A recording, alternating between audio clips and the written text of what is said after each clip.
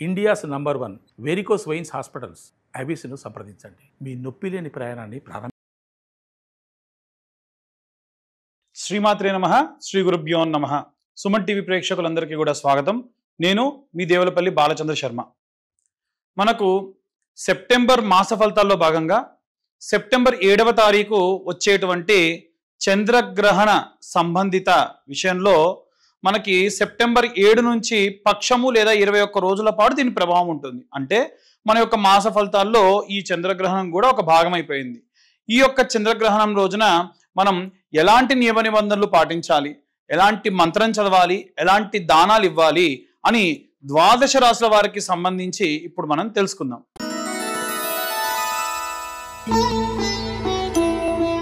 ధనుసు రాశి వారికి సంబంధించి ఈ యొక్క గ్రహణకాల సమయమునందు ఎలాంటి మంత్రం చదవాలి, ఎలాంటి రెమెడీస్ తీసుకోవాలనే విషయాన్ని ఇప్పుడు మనం తెలుసుకుందాం. అలాగే ఈ యొక్క ధనుసు రాశి వారికి సంబంధించి దశమ స్థానంలో కుజగ్రహ సంచారం, లాభస్థానంలో కుజుడు వక్రంలో ఉన్నాడు. దీని వలన మీకు రావాల్సినటువంటి లాభం రాదు. కాబట్టి మీకు ఏవైనా సరే, ఉదాహరణకు ఎవరైనా ఇక్కడ ఉన్నటువంటి ప్లేస్ ఏదైతే ఉందో ప్రాపర్గా చెప్పాలి అని అంటే, మీకు షేర్ మార్కెట్ రిలేటెడ్ మార్కెటింగ్లో ఏవైనా వస్తువులు ఉండడం, భూమి మీరు అమ్మాలని పెట్టుకోవడం, ఏదైనా మార్కెట్లో మీకు సంబంధించిన ప్రోడక్ట్ సర్క్యులేషన్లో ఉండడం లాంటివి ఉంటే ఈ టైంలో మీరు రిటర్న్స్ తీసుకోకుండా ఆగండి. గ్రహ సంచారం ఎప్పుడైతే అక్కడి నుంచి మారుతుందో అక్కడికి మళ్ళీ బుధుడు వస్తాడు నెక్స్ట్ వచ్చేటువంటి కాలంలో. ఆ సమయం వరకు ఆగితే మీకు ఈ లాభస్థానం లాభిస్తుంది. అదొకటి బాగా గుర్తుంచుకోండి. తృతీయంలో రాహు చంద్రుడు ఉండడం వల్ల మీ అన్నదమ్ములు, అక్క చెల్లెలు వీళ్ళతో మీకు ఏదైనా సరే రిలేషన్షిప్ క్లోజ్ అవ్వడం, వాళ్ళు ఏవైనా ఆరోగ్య సమస్యలు, వాళ్ళ ఆర్థిక సమస్యలు మిమ్మల్ని బాధించడం ఇలాంటివి జరుగుతాయి. బట్ ఉన్నటువంటి ఇక్కడ మీకు కుంభంలోనే ఖచ్చితంగా ఈ యొక్క గ్రహస్థితి ఇలా ఉంది కాబట్టి ఖచ్చితంగా వాళ్ళ నుంచి మీకు రిలేషన్షిప్ పరంగా బాగుంటుంది. వాళ్ళ పరిస్థితి మాత్రం మిమ్మల్ని ఆందోళన కలిగిస్తుంది. అలాగే 4వ స్థానంలో శనిగ్రహ సంచారం, మీ కుటుంబ సభ్యులు, ఇప్పుడు అన్నదమ్ములు, అక్కచెల్లెలు వీటితో పాటు మీ కుటుంబ సభ్యులు ఎవరికైనా సరే ఆరోగ్య సమస్యలు అయితే జాగ్రత్తగా ఉండడం మంచిది. ఏవైనా చిన్న చిన్న వ్యవహారాలు కూడా నెగ్లెక్ట్ చేయకుండా ఉండడం మంచిది. 7th హౌస్లో గురుగ్రహ సంచారం చేయడం వలన మీ యొక్క బెటర్ హాఫ్ మీ నుంచి ఏవైనా సరే మంచి ప్రొడక్టివిటీ ఉండడం, మీ భార్యాభర్తలు ఇద్దరి మధ్యలో మంచి ప్రాపర్ కమ్యూనికేషన్ ఉండడం, తీసుకునే నిర్ణయాలన్నీ కూడా ప్రాపర్గా తీసుకోవడం, ఒకరికొకరు మంచి మెంటర్స్లా ఉండడం, ఏవైనా సరే సరి చేసుకోవడం ఇలాంటివి జరుగుతాయి. 8th హౌస్లో శుక్రగ్రహ సంచారం చేయడం వలన 8th హౌస్ ఎప్పుడు కూడా మనకి పరివర్తన, అంటే మీరు అప్పటి వరకు మీకున్న అలవాట్లు, మీకున్నటువంటి వ్యవహారాలు ఇవన్నీ కూడా మారుతాయి. మీరు తీసుకునే నిర్ణయాల రీత్యా కూడా చాలా చేంజ్ అవుతారు. అయితే 8th హౌస్లో ఎప్పుడు కూడా పాపగ్రహ సంచారం ఉండకూడదు. పాపగ్రహ సంచారం ఉంటేనే ఇబ్బంది, లేకుంటే ఎటువంటి ఇబ్బంది లేదు. సో 9th హౌస్ ఏదైతే ఉందో ఇక్కడ మీకు సూర్యుడు మరియు ఈ యొక్క బుధుడు కేతుగ్రహ సంచారం ఉంది. 9వ స్థానంలో ఈ సూర్యుడు, బుధుడు, కేతుగ్రహ సంచారం లాభిస్తాయి. ఎలా లాభిస్తాయి అంటే దూర ప్రాంతాలు ప్రయాణం చేయడం, మీరు ఏవైనా సరే తీసుకునే నిర్ణయాల్లో ఆచితూచి నిర్ణయాలు తీసుకోవడం, వాటి వల్ల మీకు లాభం జరగడం మాత్రం ఖచ్చితంగా ఉంటుంది. ఇవన్నీ గోచర రీత్యా చెప్పే విషయములు మాత్రమే. పూర్తిగా మీ జాతకం విశ్లేషణగా కావాలి అని అంటే 2025 రూపాయలు చెల్లించి మీ పేరు, మీ date of birth, time, place ఇవి లేకుండా అయితే మాత్రం చెప్పడం కష్టం. మీ పేరు, మీ date of birth, time, place ఉంటే పూర్తిగా మీ జాతకం విశ్లేషణగా మీకు అందించడం జరుగుతుంది. 2025 రూపాయలు తీసుకొని జాతకం 60-70 పేజీల్లో మీ దాకా ఇచ్చి మీతో డీటెయిల్గా మాట్లాడతాము. అలాగే ఎవరైతే జాతకం చెప్పించుకుంటారో వారికి కరుంగలి మాల ఏదైతే ఉందో అది ఇవ్వడం జరుగుతుంది. జాతకంతో పాటు మీ దాకా మీ అడ్రస్కి కొరియర్ చేయడం జరుగుతుంది. అలాగే ఇది జాతకం చెప్పించుకున్న వాళ్ళకి ప్రతి ఒక్కరు కాల్ చేసి మాకు కావాలంటే కుదరదు.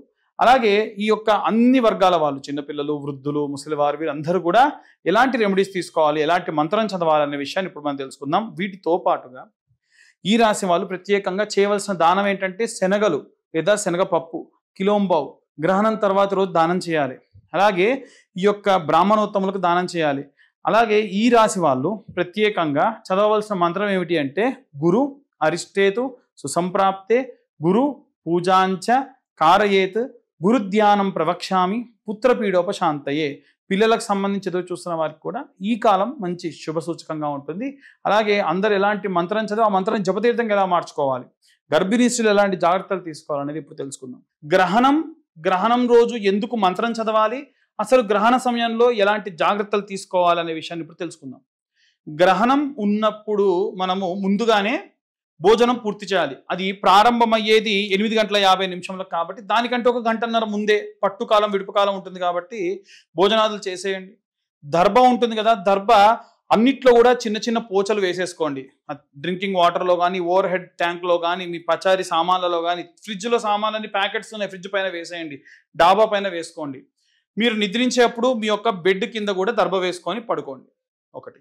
రెండోది ఏంటంటే గర్భిణీ స్త్రీలు ముఖ్యంగా మీకు ఖచ్చితంగా మధ్యలో ఆకలేస్తుంది, దాహం వేస్తుంది కాబట్టి నీళ్లు, ఫ్లాస్క్లో టీ ఇవన్నీ కూడా చిన్న దర్భపోచ వేసుకొని పెట్టుకోండి. ఏవైనా సరే డ్రై ఫ్రూట్స్ పెట్టుకోండి, బిస్కెట్స్ పెట్టుకోండి, అన్నింటిలో దర్భ వేసుకోండి. ఎడం వైపే తిరిగి పడుకోవాలి, అలాంటివి ఏం లేవమ్మా, మీరు కంఫర్ట్గా పడుకోండి. అలాగే చాలామంది ఇచ్చింగ్ చేయొద్దంట గర్భిణీ స్త్రీలు, ఇలాంటివి కూడా చెప్తున్నారు. అలాంటివి ఏమీ లేదు. ఆల్రెడీ మీకు ఏదైనా గాయం ఉంటే గాయాన్ని మీరు మళ్ళీ ఇచ్చింగ్ చేయకూడదు, అంతే తప్ప మీరు మామూలుగా గోకొద్దు, వాష్రూమ్ కూడా పోవద్దు, ఇలాంటివి ఏవీ లేవు. వాష్రూమ్కి వస్తే వెళ్ళండి. రూమ్ అంతా చీకటిగా ఉంచుకోండి.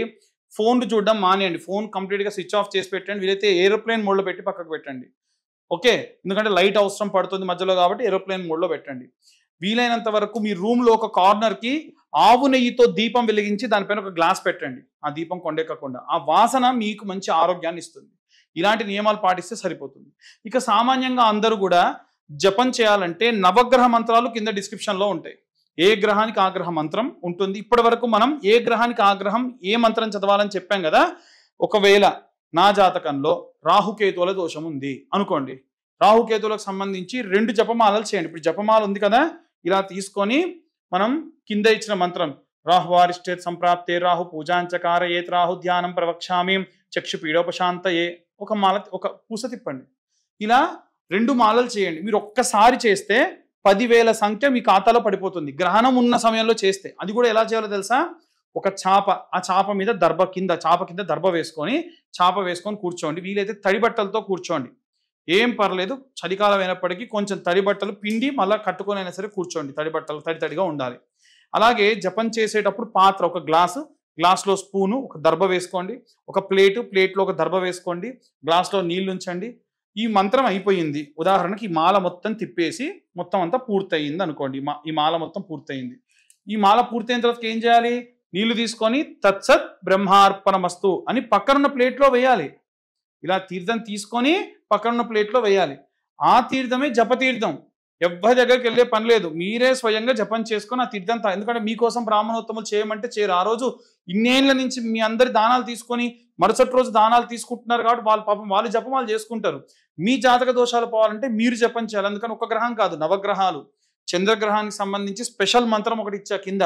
ఆ జపం కూడా, ఆ మంత్రం కూడా జపం చేయండి. ఏం లేదు, ఎక్కడ లేదు. ఈ వీడియో కిందనే రీడ్ మోర్ అనే ఆప్షన్ ఉంటుంది. దాన్ని క్లిక్ చేస్తే డిస్క్రిప్షన్ వస్తుంది. ఆ డిస్క్రిప్షన్లో మీకు ఈ మంత్రాలన్నీ కూడా ఉంటాయి, క్లియర్గా ఉంటాయి. మీరు ఇలా చేయండి. లేదు మధ్యలో ఎవరైనా ఆపినా, ఈ జపం చేస్తుంటే 4 చేశా, మధ్యలో ఎవరు ఆపారు అనుకోండి, మళ్ళీ తత్సత్ బ్రహ్మార్పణమస్తు అని పక్కన ఉన్న ప్లేట్లో నీళ్లు పోయండి. ఆ జపతీర్థం మీరే కాదు, మీ కుటుంబ సభ్యులంతా కూడా తీసుకోవచ్చు. వీటితో పాటు మీరు ప్రారంభించేటప్పుడే మీ గోత్రం, మీ ఇంటి పేరు, మీ ఇంట్లో వాళ్ళందరి పేరు చదవండి. వాళ్ళు ఎవరు చేయలేరు, వాళ్ళ బదులు మీరు చేయండి. 2 మాలలు చేయండి. అందరికీ కూడా జపతీర్థం వస్తుంది కదా. దీని వలన ప్రతి ఒక్కళ్ళకు కూడా జాతకరీత్యా ఉన్న దోషములు అనేటువంటివి పోతాయి. ఇది క్లియర్గా చెప్తున్నాను. ఈ గ్రహణం పట్టేటువంటి కాలము 8:50కి ప్రారంభం అవుతుందనంటే గంటన్నర ముందు 7:30 కల్లా మీరు ప్రారంభించేసుకోండి. భోజనాలన్నీ కూడా పూర్తి చేసుకోండి. ఇవన్నీ కూడా ఇప్పటివరకు మేము చెప్పింది గోచార రీత్యా మాత్రమే చెప్పాం.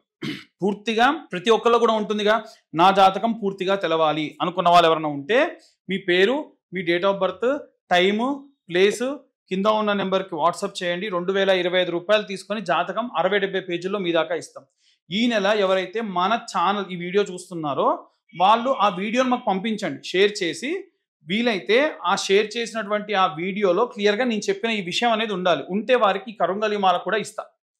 సేమ్ ఇదే అమౌంట్కి కరుంగలిమాల కూడా మీ యొక్క అడ్రస్ పంపిస్తే అడ్రస్కి కొరియర్ చేయడం జరుగుతుంది ఖచ్చితంగా. అయితే ఈ వీడియో కనుక ఇన్ఫర్మేటివ్గా ఉంటే ఇంకా నలుగురికి షేర్ చేయండి, వీలైనంత మందికి చెప్పండి. వీలైనంత వరకు అందరూ కూడా ఈ యొక్క మంత్రాన్ని ఎలా చదవాలనే విషయాన్ని కింద ఇచ్చా, అలా చదవండి. ఉదాహరణకు ఇందాక మంత్రం చెప్పిన దాంట్లో చెప్పని మంత్రం ఇంకోటి ఉంది. ఓం వం అమృతకరాయ అమృతం ప్లావయ ప్లావయ యజమానస్యా మృత్యుర్నశ్యతు ఆయుర్వర్ధతాం నమోన్నమః అన్నటువంటి మంత్రం. ఈ మంత్రం వల్ల ఏమిటంటే ప్రత్యేకంగా జాతక దోషములన్నీ కూడా పోతాయి. ఈ యొక్క గ్రహణకాల సమయం నందున్న దోషములు కూడా పోవడం జరుగుతుంది. కాబట్టి అందరూ కూడా ఈ గ్రహణ కాల సమయంలో జాగ్రత్తగా ఉండని, గర్భిణీ స్త్రీలు కూడా అనవసరమైనటువంటి అపోహలకు పోకండమ్మా.